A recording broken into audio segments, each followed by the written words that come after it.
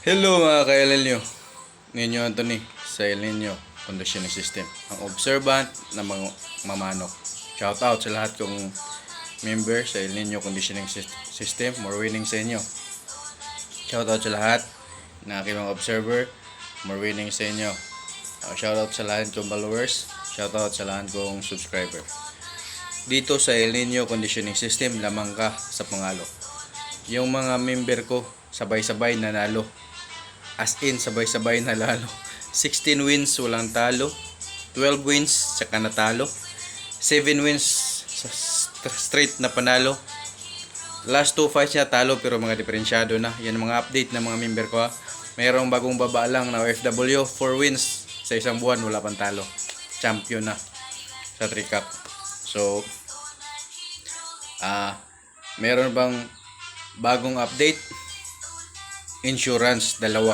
Ngayong August, may nanalo, may champion sa Negros. Sa Negros may champion. Last Sabado ata yun. Champion. Negros ha? Negros nagpa-member sa akin. Ganun po ka-effective yung mga sistema ko. So, sa lahat na gusto matuto sa sistema ko, magpa-member na kayo.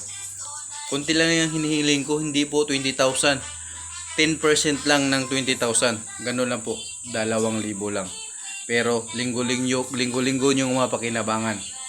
Yung conditioning system ko, kakaiba sa ibang conditioning na may dapat sakto ang pagkain, dapat sakto ang vitamins, dapat sakto ang paggalaw. Akin, triggering system lang po. May guide ako about sa mga gagawin sa manok, pero walang pagkain, walang pointing, walang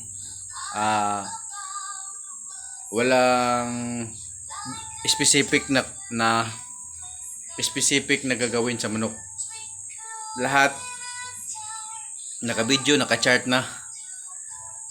Triggering system lang, stimulus, paano palabasin ang adrenaline rush ng manok. Ang adrenaline rush ay lumalabas yan sa panahon ng kagipitan. Kung sa tao, kung may sunog, mabilis tayong makapagbuhat ng mga mabibigat na bagay. Kung may barilan, mabilis tayong makatakbo. Kung may suntukan, lumalakas ang suntok natin. Kung may saksakan, bumibilis ang ating takbo. Ganun po, fight or flight. Yan po ang adrenaline rush. Alam ko paano palabasin yon. Alam ko paano iti-trigger yon. Alam ko ang stimulus nyon. Kaya kung gusto mo matuto sa adrenaline rush, mag-PM na kayo sa akin, Ninyo Anthony Moanya. Ganitong muka makita nyo sa Facebook, ganito ring muka makita nyo sa YouTube. So marami na pong nagpapanalo, marami nag-update. 200 ang members ko around Philippines. May sa Canada pa nga. May sa Libya, Middle East. Mayroong sa South Korea. Anywhere na may Pilipino, may member po ako. So international. Sa Seaman, meron ako. OFW, meron ba akong member. So, mostly, ang kadalasan, nandito sa Pilipinas. Nandito kasi dito lang naman maganda magsabong sa ibang bansa. May hulihan doon. Sa Alaska, meron ako may tumawag sa akin. Hindi pa nga lang nagpa-member, pero ewan ko, kailan niya magpa-member, may tumawag sa akin. Kaya, huwag na kayo magpahuli. Yung mga nagpapanalo yun ng mga vlogger, nag-champion back to back na vlogger. Ngayon lang na taon nag back to back champion siya. Member ko yun. Yung mga vlogger na ngayong taon lang nag back to back champion, member ko yan. Yung mga vlogger na ngayon lang nagpapanalo, member ko yan, nagpa-member gamit dami account. So, hahalata ko yan kasi mini-message ko yan sila eh. Tapos biglang mag-reply ng dami account, alam ko na siya yun. Kaya sinusulatan ko yun. Mga member ko yun. So, tingnan nyo yung mga turo niya. May mga word ako na yung mga vlogger na ang mga word ko sinasabi na rin yung salitang observant. Mga membro ko yun. Nag-o-observe, mga membro ko yun. Ganun po. Ganun po ang turo ko. Dapat nag-o-observe ka sa manok. So ako, nag-o-observe ako ng manok. Kaya ang mga na-observe ko, sinusulat ko sa papel. At inuulit ko kung ganun pa rin gagawin. So yun na yun. Kaya yung manok ko, dumaan yan sa experimental, sa mga stimulus. Kaya kahit anong bloodline na papagalaw ko, Luzon, Visayas, Mindanao, may mga member ako dyan. Silang lahat sabay-sabay nagpapanalo. Kaya wag na po kayo magpahuli, magpamember na kayo. Kung gusto nung umi-straight na panalo, magpamember na kayo. So ngayon, may tuturo ako. Kasi malapit ng panahon ng breeding, malapit ng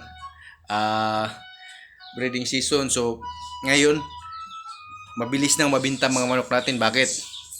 Online sabong na naman. At lahat ng sabungan nag-o-online sabong. Halos lahat na ng sabungan nag-o-online sabong. Ano ba ang maganda sa online sabong? Naging mahal yung mga manok natin. Kahit wala tayong pamusta, pwede na nating ilaban. Pag manalo, may premyo. Pag matalo, may premyo din. Sa ibang sabungan. Kaya ganun po kaganda ang sabong natin ngayon. Kaya ina-encourage ko ang lahat na mag-alaga ng manok. Kasi darating talaga ang panahon na ang mga online game sabong na lahat. So dapat maging maging honest tayo sa ating mga manok. Huwag tayong gumawa ng kalukuhan. Alam nyo na ang mangyayari sa mga gumagawa ng kalukuhan. Kung di ka makulong, andun ka na sa ilalim ng lupa. Ganyan po. Kung di ka mabugbog, ospital abutin mo. Kaya wag na kayong gumawa ng kalukuhan. Dapat parehas lang tayo sa sabong. Parehas lang pagmamanok natin. Pagalingan sa pag-alaga, pagalingan sa pagkondisyon, at pagalingan sa mga manok. So, ngayon, ito mga backyard, pwede niyo pangalanan yung breeding nyo. Para naman kung mabili yan, babalik-balik at may pangalan na.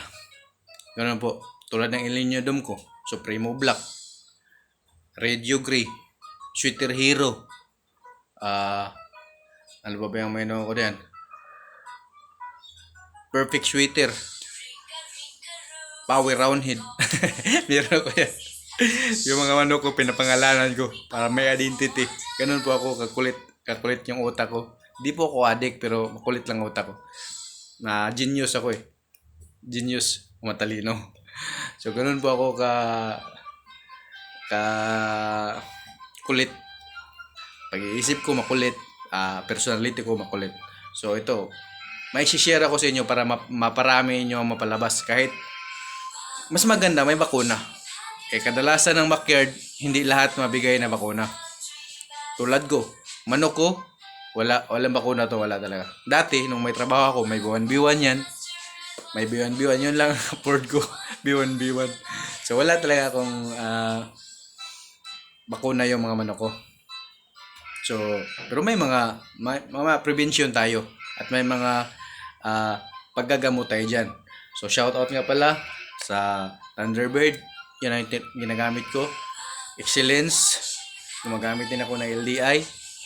Kung sino makauna sa inyo, Battlecock. Kung sino sa inyo, Sagupaan. Kung sino sa inyo unang magpa-endorse sa akin, marami na po akong member. 200 member, 9,000 viewers. Lahat po sila natuto sa akin. At iislang gamot lang ang tinuturo ko. Kung may iba mang gamot, ini-schedule ko pa yon. So, sana yung napanaginipan ko na excellence maging totoo na magiging endorser nyo ako. Kahit padalhan nyo lang ako ng mga product nyo at konting endorsement fee, masaya na po ako kasi backyard po ako. Pero marami po akong natuturuan at maraming natututo sa akin at maraming nagpapanalo. Ang problema nila, yung mga idea ko, di nila sinishare. Bakit? Effective kasi. Yun ang problema kung magturo ka ng totoo. Di nila isi-share.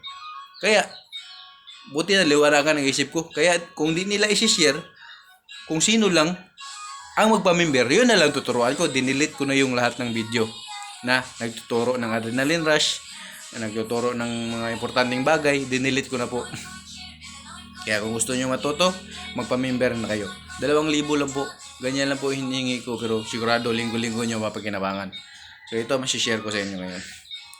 Para maparami ang mapalabas nyong malulusog na sisiyo, dapat malinis kayo. Painuman, pakainan, at walang hangin yung para sa mga sisiyo nyo, yung sarado. Kung may dadaan man na hangin sa ilalim or sa ibabaw. Huwag yung matatamaan talaga ng malakas na hangin kasi yun ang nagpapalamig sa mga sisiw. Kailangan ng init ng katawan ng mga sisiw. Kahit wala kang ilaw, mabubuhay ang sisiw tulad ko. Nakakabuhay ako ng sisiw na sisiw walang nanay. Mabubuhay ko. So, dapat may ilalagay ka na sako o ano ba, basta maproteksyonan sila sa lamig. Karton, pwede yan. So, ang patuka mo, isang klase lang. Hanggang sa paglaki, 3 months, hanggang sa 5 months, huwag mong baguhin kasi yung pagbabago. Although, yung 3 months, patibay na yun, hindi na yun pwede na ka mag-change doon. Pero ako, nag-change ako 5 months. Matibay na yun, manok na yun. Yung aabot ng 3 months na manok, matibay na yun. Madali na yun gamutin kung magsakit. Yung mga sisiw talaga, maraming mortality pag may dadaan sa sakit. Ito, about sa bulutong. Ito, madalas, ito nakakamatay, basta grabe na. Ang bulutong, walang gamot yan, pero may prevention dyan. Ganito po ituturo ko sa inyo. Yung mga bulutong niya, paduguin. Lagyan nyo ng asin. Kinabukasan, tuyo yan. Tuyo yan, kinabukasan. Hindi na yan ulitin. Hindi na po yan ulitin. Asin lang po. Durugin nyo ng pinong-pino. Iodized salt, mas maganda. Kung rock salt, durugin nyo kasi masakit naman yun sa mukha pag rock salt. Yung mga bulutong, paduguin. Tanggalin nyo yung lingab o langib. Tanggalin nyo lahat ng bulutong. Tsaka lagyan nyo ng asin. Kinabukasan, tuyo na yan. Turukan nyo ng Spectromax. Shout out, excellence. Gamot nyo ginagamit ko. Spectromax, turukan nyo. 0.5. Kung stag, 0.3. Kung maliliit pa, kakirels, 0.3. Kung stag, 0.5 to 0.8. Or 1 cc. Ako nagtuturo ko na depende sa gravity ng sakit. Nagtuturo ako kahit 1 cc sa stag. Ang galing naman. Yung mga sisiyo, mga manok ko ngayon, dumaan ng sakit kasi tag-uulan. Wala akong mapaglagyan pero nagsusurvive silang lahat. Ang buluto ngayon, malakas kasi maraming lamok. Kaya asin po ang gamot dyan. Asin, suga. Paduguin nyo muna yung mga langib. Paduguin nyo muna. Tsaka, lagyan nyo ng asin. Ang buong mukha na may mga bulutong paa, kung may bulutong, yan paa, magkakabulutong yan eh. Kaya, tenga, lambi, palong, tanggalin nyo lahat ng paduguin nyo lahat ng bulutong, tsaka lagyan nyo ng asin. Tiyak, gagaling yung manok. Kinabukasan, tuyo na po yan. Turukan nyo rin ng Spectromax.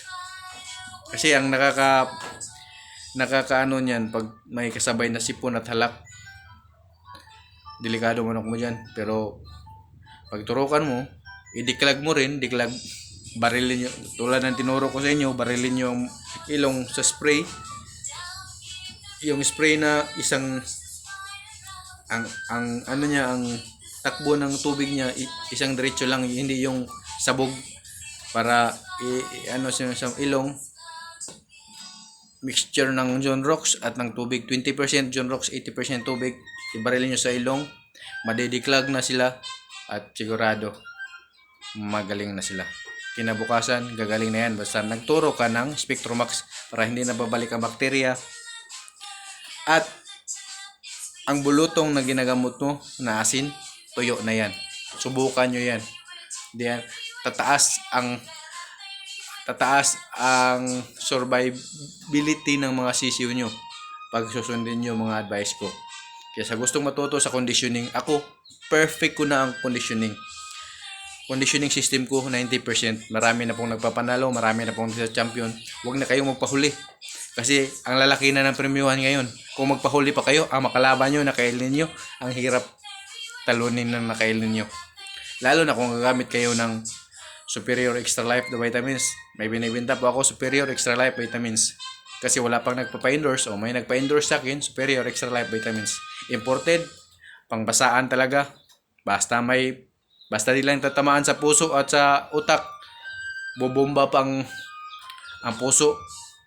Kaya pang mabuhay kahit kilikili pang tama. Basta wag lang sa puso mismo ang tama ha. Kasi ang function niya pampabomba ng puso. Superior Extra Life, maganda gamitin kahit sa basaan. At MRM Boots, napakatibay. Manood kayo mamaya alas 5, Bungis Red Sea. Ididemo niya paano ikabit ang MRM Boots o paano talian. Napakatibay ng tali niya. Pagtatali niya, nakita ko, pinasahan niya ako ng napakatibay. Kung marunong kayo magtari, makita nyo kung lahat ng parte ng garol napapatibay niya sa tali niya. Kaya gusto niyo matuto, manood kayo sa Bungis Red Sea. Salamat po.